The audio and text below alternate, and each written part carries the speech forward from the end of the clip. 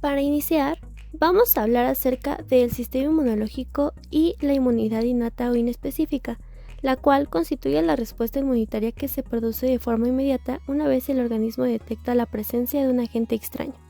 Concretamente, los elementos que componen este tipo de inmunidad contienen receptores de reconocimiento de patrones, cuya finalidad es reconocer patrones moleculares asociados con patógenos que se expresan en diferentes microorganismos y son fundamentales para su supervivencia o patogenidad, y patrones moleculares asociados al daño, liberados por células necróticas y tumorales.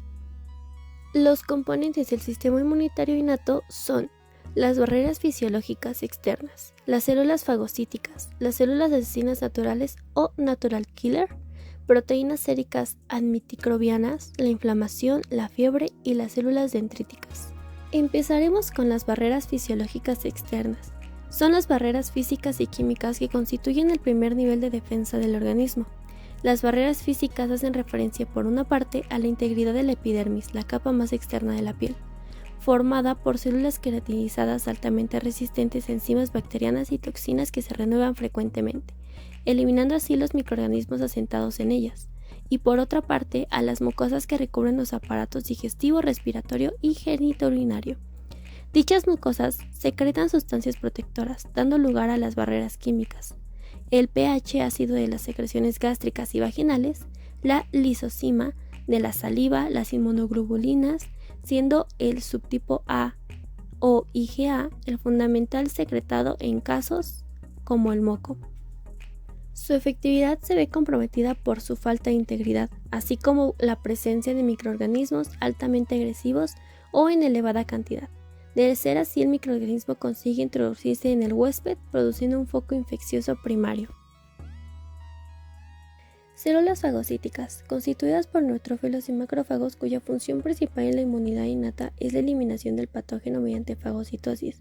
Para el reconocimiento del microorganismo debe ocurrir la opsonización, proceso de marcaje por el cual viene el fragmento C3b del sistema de complemento, se unen los antígenos de la superficie del patógeno. Posteriormente, los fagocitos reconocen los antígenos marcados y se adhieren a su superficie emitiendo pseudopodos para englobarlo en un fagosoma o vacuola fagocítica, la cual funciona con lisosomas, que finalmente lo acaban destruyendo. Los macrófagos también llevan a cabo su función en la respuesta inflamatoria, tanto sistémica como local, al ser capaces de producir citocinas, las cuales son proteínas solubles con actividad proinflamatoria, entre las que destacan la interleucina 1, el factor de necrosis tumoral alfa y la interleucina 6, y citocinas antiinflamatorias como la interleucina 10 y el factor de crecimiento transformante. Las siguientes son las células asesinas naturales o natural killer. Se trata de un tipo de linfocito cuya proporción en sangre es inferior al 10%. Sin requerir una sensibilización previa, fisiológicamente presentan, por una parte, actividad citotóxica frente a células extrañas, ya que ante la presencia de células propias neoplásicas o infectadas por virus, así como también frente a células no propias o trasplantadas, se activan inmediatamente para destruirla mediante lisis.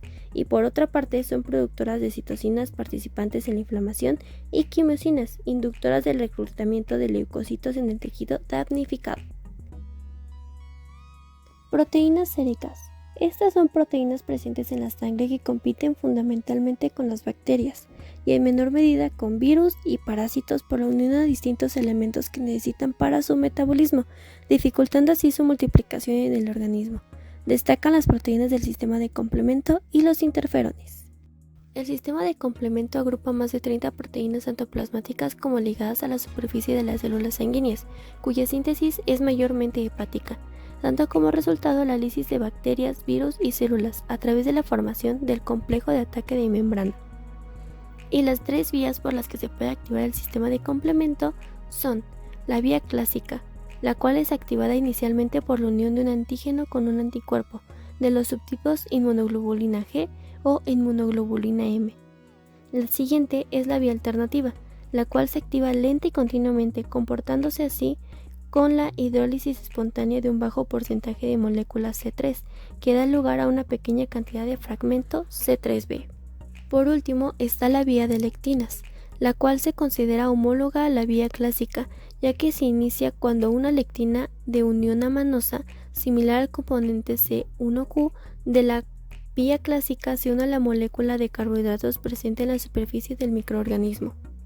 Finalmente, el CAM, sea formado por cualquiera de las tres vías, se une y perfora la superficie exterior de la membrana plasmática de bacterias, virus y células, provocando la lisis debido a la consecuente difusión libre de moléculas entre el espacio intra y extracelular. Inflamación. Esta implica la respuesta biológica de los tejidos vascularizados por la cual se liberan gran cantidad de sustancias, como lo son la histamina, bradicina, serotonina y prostaglandinas, que producen un conjunto de cambios tisulares cuyas funciones son limitar la extensión de la lesión y la diseminación del patógeno detectado, eliminar el agente causal, reparar el tejido lesionado y restablecer la homeostasis. Se puede clasificar al desencadenante como inflamación de origen inmunológico, el cual los complejos antígenos-anticuerpo activan el sistema de complemento por la vía clásica, dando lugar a los factores C3A y C5A. Una elevada cantidad de anticuerpo IgE promueve la inflamación aguda. La inflamación de origen no inmunológico es aquella que se debe a una lesión física, química o biológica. Se puede realizar otra clasificación en función del tiempo de evolución y las células que predominan en el tejido inflamatorio, difiriéndonos así a la inflamación aguda, de minutos u horas hasta días, en la que predominan los leucocitos PMN, y la inflamación crónica, con una duración desde meses hasta años, donde predominan las células mononucleares, MN, los linfocitos y monocitos. La inflamación aguda se manifiesta localmente en la piel a través de los denominados signos cardinales de la inflamación, los cuales son el eritema, el calor, tumor y dolor. La respuesta inflamatoria aguda se inicia con la vasodilatación, el cual es el fenómeno que facilita la llegada de proteínas plasmáticas y las células fagocíticas al endotelio vascular, el cual atraviesa mediante diapédesis, accediendo a los tejidos lesionados. Por su parte, la histamina, bradicina, serotonina y prostaglandinas activan a los macrófagos, que fagocitan los tejidos dañados y ejercen quimiostaxis, atrayendo a más macrófagos a dicha zona. De esta forma, mediante coágulos y fibrinógeno, se produce la delimitación del área lesionada, que evita la propagación de los microorganismos o productos tóxicos. Aunque se trata de una respuesta fisiológica normal, la inflamación crónica reduce la función del órgano y es la responsable del daño tisular observado en diferentes enfermedades autoinmunes. Y si la inflamación se produce de una forma desmedida, como lo es el shock séptico, que lo puede llevar hasta la muerte. Enfermedades autoinmunitarias. No se comprende bien la razón por la que un individuo forma un autoanticuerpo contra sus propias células o tejidos. Por desgracia, después de que un individuo desarrolla una enfermedad autoinmunitaria, esta no suele ceder en forma espontánea. Aunque la persona afectada experimente periodos de remisión de la enfermedad o bien las manifestaciones se controlen por el tratamiento, la enfermedad persiste y a menudo progresa. Se ha postulado 3 mecanismos principales para explicar la patogénesis de la enfermedad autoinmunitaria. 1. La alteración de los antígenos del propio paciente que ocasionan que se tornen antígenos y que originen una reacción inmunitaria. 2. La formación de anticuerpos con relación cruzada contra antígenos extraños que también atacan los propios antígenos del paciente. Y 3. La regulación defectuosa de las respuestas inmunitarias por linfocitos T reguladores. La relación cruzada de anticuerpos puede inducir daño orgánico cuando se forman anticuerpos contra los antígenos extraños, como una bacteria invasora que comparte determinados antígenos con algunos de los antígenos celulares o hísticos del propio sujeto.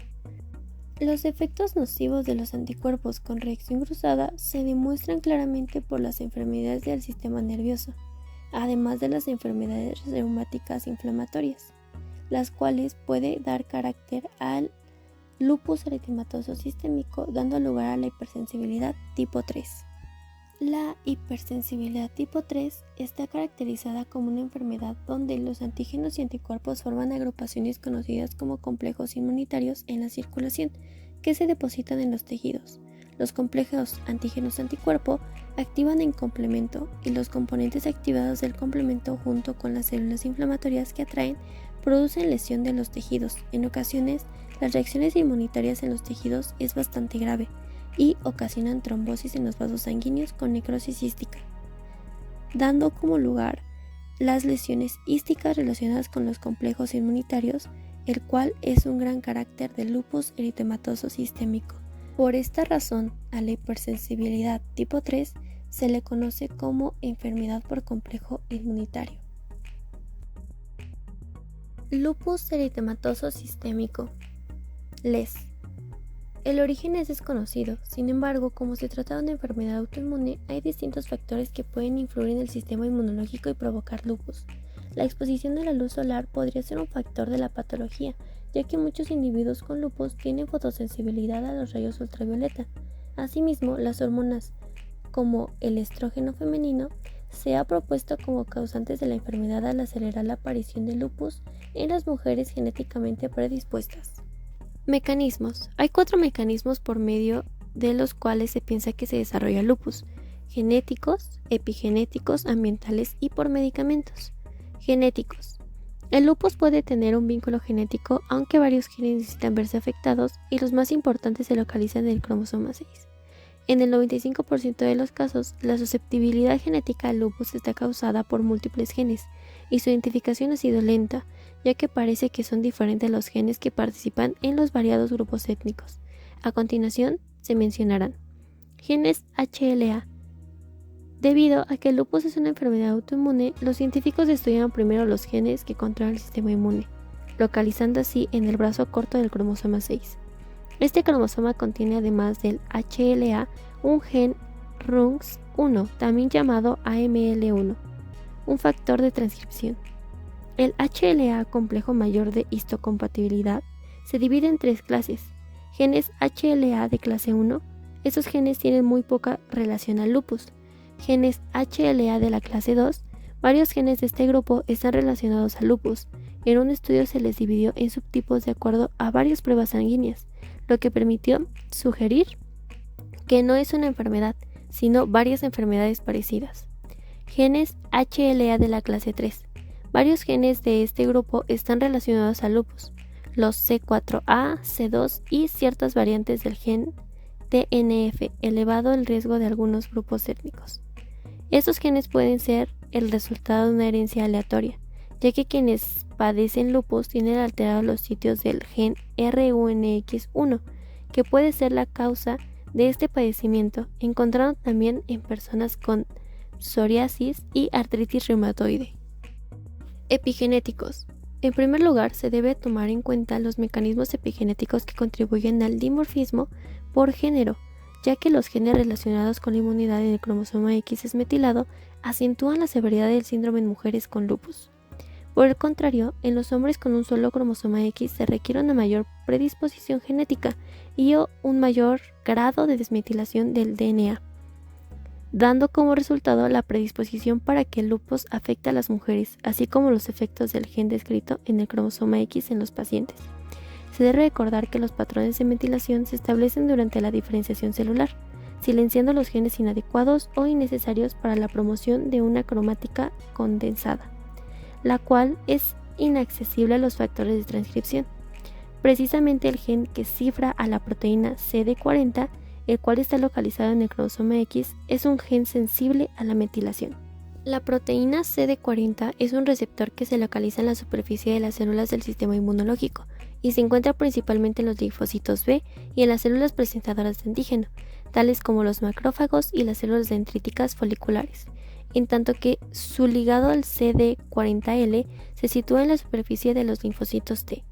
En los seres humanos, la deficiencia de expresión o la sobreproducción de estas moléculas de superficie de linfocitos tiene implicaciones clínicas importantes, puesto que los pacientes que no expresan el CD40 son incapaces de efectuar una respuesta inmune dependiente de la inmunoglobulina IgG.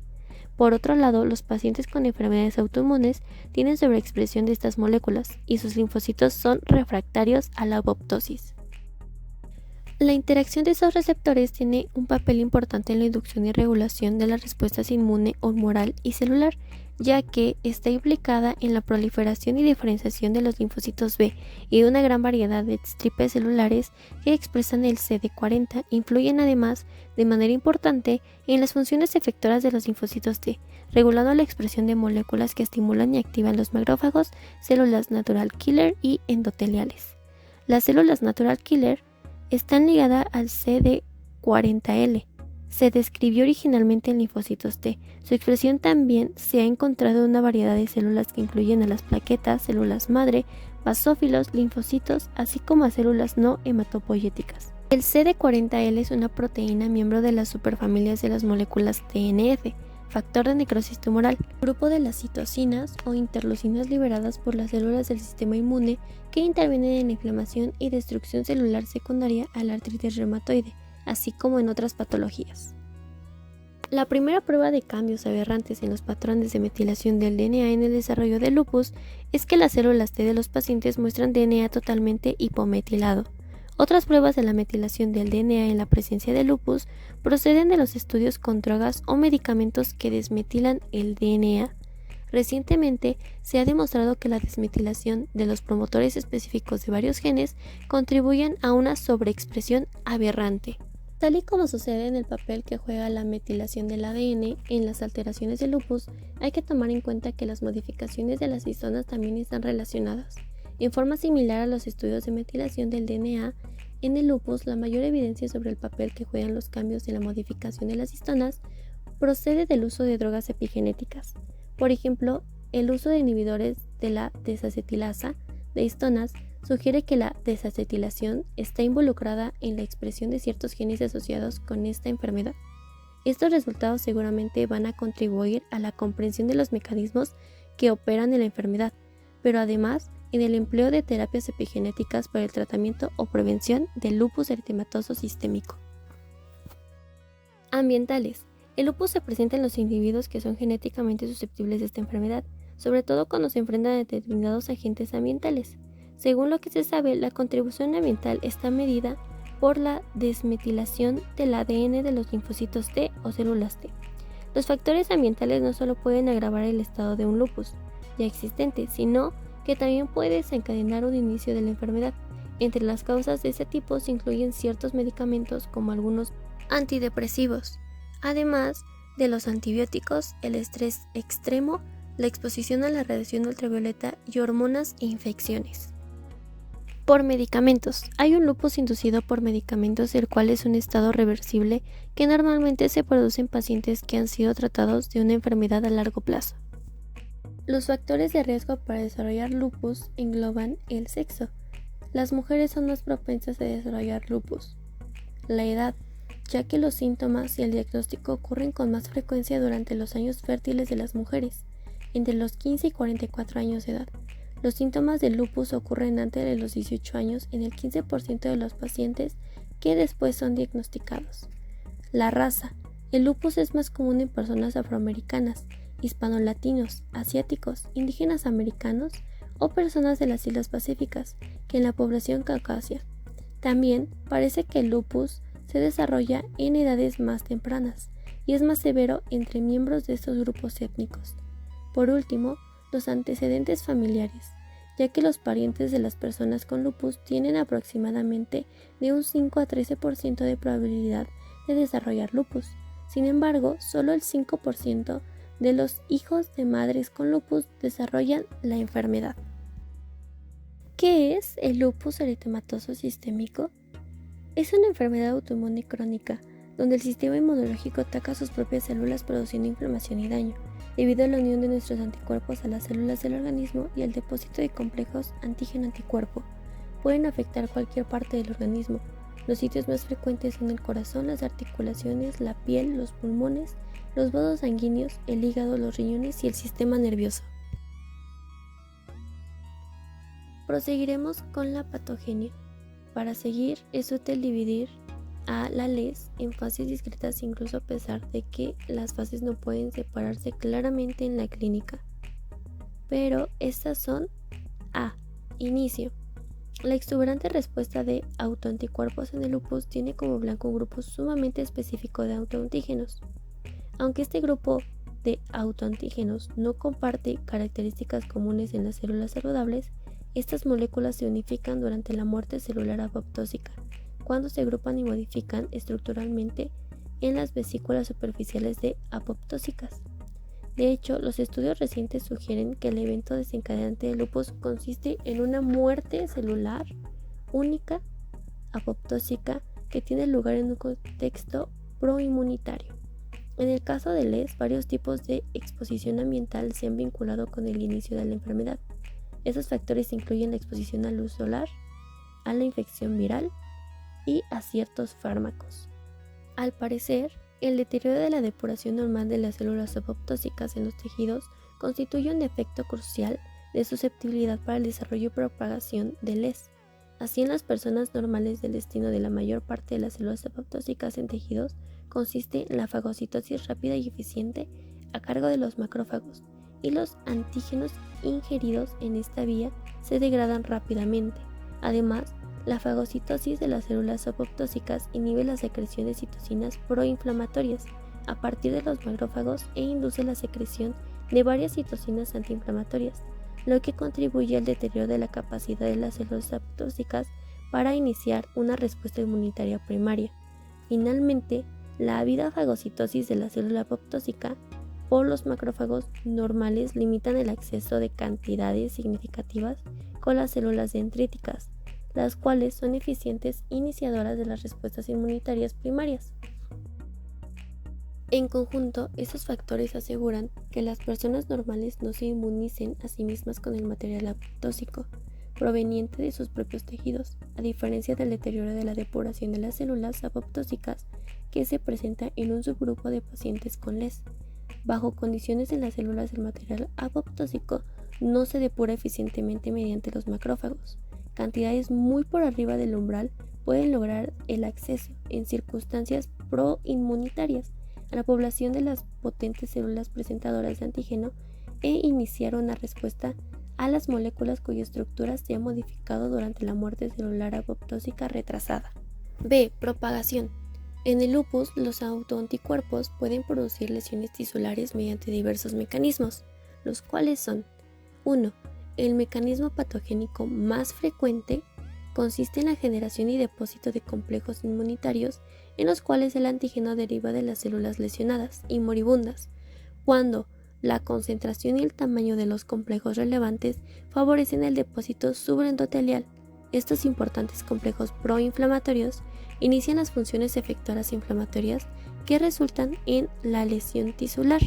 De particular importancia es la capacidad de los complejos inmunitarios para enlazar el receptor Fc gamma, el cual activa las funciones efectoras de la célula mielomonocítica. El depósito de complejo inmunitario en los riñones, articulaciones y piel es el mecanismo que explica las características clínicas principales del LES. 2. Los autoanticuerpos enlazan moléculas extracelulares en los órganos blanco y en el tal sitio activan las funciones efectoras inflamatorias, con la consecuencia de lesión tisular. Los ejemplos de este fenómeno incluyen la anemia hemolítica y trombocitopenia autoinmunitarias, así como la enfermedad cutánea por fotosensibilidad del síndrome de lupus neonatal. 3. Los autoanticuerpos inducen directamente la muerte celular al enlazar moléculas en la superficie celular o al penetrar en las células vivas y ejercer efectos funcionales. C. Exacerbaciones. Una de las situaciones características de la respuesta inmunitaria consiste en el establecimiento de la memoria inmunitaria, de manera que cuando el organismo enfrenta de nuevo el antígeno, el sistema inmunitario responde con mayor rapidez y más vigor a menores concentraciones de lo que fue necesario para provocar la respuesta primaria. Al parecer, las recidivas en la LES reflejan la memoria inmunitaria, al presentarse en respuesta al nuevo reto del sistema inmunitario cebado con el antígeno. La apoptosis no solo tiene lugar durante el desarrollo y la homeostasis celular, en particular de las células hematopoyéticas y epiteliales, sino también en muchos estados patológicos. Así, numerosos estímulos, como lo son la exposición a la luz ultravioleta, la infección viral, la involución endometrial y del epitelio mamario, pueden provocar exacerbaciones de la enfermedad. Complicaciones. La inflamación causada por el lupus puede afectar diversas partes del cuerpo, como lo son los riñones. Puede causar daño renal grave y la insuficiencia renal es una de las principales causas de muerte en personas que padecen lupus. El cerebro y el sistema nervioso central. El lupus afecta al cerebro, puede tener dolores de cabeza, mareos, cambios en el comportamiento, problemas de la vista, incluso accidentes cerebrovasculares o convulsiones, además de que puede experimentar problemas de memoria y puede tener dificultades para expresar sus pensamientos. La sangre y los vasos sanguíneos. Puede provocar problemas en la sangre, incluida una cantidad reducida de glóbulos rojos sanos, anemia, y un mayor riesgo de inflamación en los vasos sanguíneos, además de sangrado o coagulación de la sangre. Pulmones. Aumentar la posibilidad de que se dé una inflamación en el recubrimiento de la cavidad torácica, la cual puede dificultar la respiración. También es posible que tenga sangrado en los pulmones y neumonías. Corazón. Puede causar la inflamación del músculo cardíaco, las arterias o la membrana del corazón. También aumenta mucho el riesgo de padecer una enfermedad cardiovascular y de tener ataques cardíacos. Tener lupus también aumenta el riesgo de padecer lo siguiente. Infecciones. Las personas que padecen lupus son más propensas a las infecciones, por tanto la enfermedad como sus tratamientos pueden debilitar su sistema inmunitario. Cáncer. Tener lupus aumenta el riesgo de padecer cáncer, aunque el riesgo es mínimo. Muerte del tejido óseo. Esto se produce cuando el suministro de sangre en el hueso decae, lo que genera y provoca fracturas diminutas en el hueso y tarde o temprano su colapso. Dado que la enfermedad ataca principalmente a mujeres, existen complicaciones en el embarazo. Las mujeres que padecen lupus tienen mayor riesgo de sufrir un aborto espontáneo. El lupus aumenta el riesgo de tener presión arterial alta durante el embarazo y un parto prematuro. Signos y síntomas. Rash malar, lupus discoide, fotosensibilidad, úlceras orales, artritis, afección renal, neurológicas entran convulsiones y psicosis, cerotosis, contemplando en esta la pleuritis y pericarditis. También hay signos y síntomas hematológicos, los cuales son anemia hemolítica, leucopenia, linfocitopenia, trombocitopenia. Inmunológicas, que son anticuerpos anti-ADN, anticuerpos anti-SLM. Y hay falsos positivos para sífilis o positivo anticuerpo antifosfolípidos. Y también pueden dar positivo fluorescencia de anticuerpos antinucleares. Métodos diagnósticos. Análisis de laboratorio. Las pruebas de sangre y orina pueden comprender lo siguiente. Hemograma completo. Mide la cantidad de glóbulos rojos, glóbulos blancos y plaquetas, así como la cantidad de hemoglobina, una proteína presente en los glóbulos rojos. Los resultados pueden indicar que tiene anemia, algo que suele ocurrir con el lupus. También puede presentar un recuento bajo de glóbulos blancos o de plaquetas. Velocidad de sedimentación globular. Este análisis de sangre determina la velocidad a la que los glóbulos rojos se depositan en el fondo del tubo en una hora. Una velocidad más rápida que la normal puede indicar una enfermedad sistémica, como el lupus. La tasa de sedimentación no es específica para ninguna enfermedad. Puede ser elevada si tienes lupus, una infección u otra afección inflamatoria o cáncer. Evaluación de los riñones y el hígado. Los análisis de sangre permiten evaluar el funcionamiento de los riñones y el hígado. El lupus puede afectar estos órganos. Análisis de la orina. Un examen de una muestra de orina podría mostrar un mayor nivel de proteínas o glóbulos rojos en la orina, lo cual puede suceder si el lupus está afectando los riñones. Prueba de anticuerpos antinucleares ANA. Un resultado positivo en una prueba para detectar la presencia de estos anticuerpos producidos por el sistema inmunitario indica un sistema inmunitario estimulado. La mayoría de las personas con lupus tienen resultados positivos en la prueba de anticuerpos. Otras pruebas pueden ser de diagnóstico por imágenes, como lo es la radiografía de tórax, donde se muestra una imagen del tórax con sombras anormales que sugieren líquido o inflamación en los pulmones. Un ecocardiograma, que es una prueba que usa ondas sonoras para producir imágenes en tiempo real de tu corazón, permitiendo determinar si hay problemas en las válvulas y otras partes de tu cuerpo. Una biopsia. El lupus puede dañar los riñones de muchas maneras diferentes, y los tratamientos pueden variar según el tipo de daño que produzca. En algunos casos es necesario analizar una pequeña muestra de tejido renal para determinar cuál sería el mejor tratamiento. La muestra puede obtenerse con una aguja o a través de una pequeña incisión. El tratamiento del lupus depende de los signos y síntomas para determinar qué medicamentos se deben de usar. Se necesita una minuciosa conversación con el médico acerca de riesgos y beneficios y la observación de los síntomas. Entre estos medicamentos se incluyen Antiinflamatorios no esteroideos. Los antiinflamatorios no esteroideos, como el naproxeno sódico y el ibuprofeno, pueden usarse para tratar el dolor, la inflamación y la fiebre que asocian con el lupus.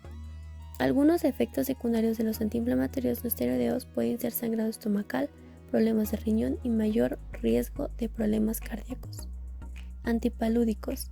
Algunos medicamentos que se usan frecuentemente para tratar la malaria, como la hidroxicloroquina, afectan al sistema inmunitario. Puede contribuir a reducir el riesgo de brotes de lupus.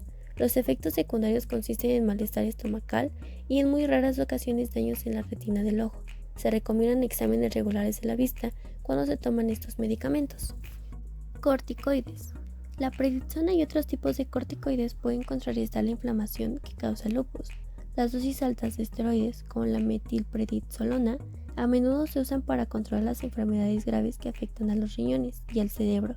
Los efectos secundarios incluyen aumento de peso, tendencia a la formación de moretones, debilitamiento de los huesos, presión arterial alta, diabetes y mayor riesgo de contraer infecciones.